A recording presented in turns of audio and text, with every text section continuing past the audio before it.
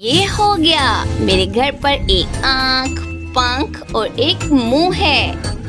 ये बहुत अच्छा है और मुझे ये स्पेल बहुत पसंद है।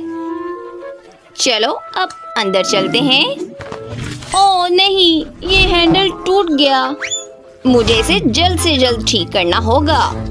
चलो स्केलेटन का हाथ लेते हैं। इसकी पकड़ बहुत अच्छी है। ये हैंडल की तरह काम करेगा। ड्रैकुला का घर तैयार है और डॉल का भी। और फ्रेडी कहाँ है? उसका घर भी बहुत खूबसूरत लग रहा है। चलो अंदर चलते हैं। सबके घर बहुत खूबसूरत लग रहे हैं। चलो घर को अंदर से सजाने का वक्त आ गया है। ये अंदर से बहुत बोरिंग लग रहा है। दीवारों को अच्छे से सजाने की जरूरत है। मेरे पास एक बहुत अच्छा आइडिया है।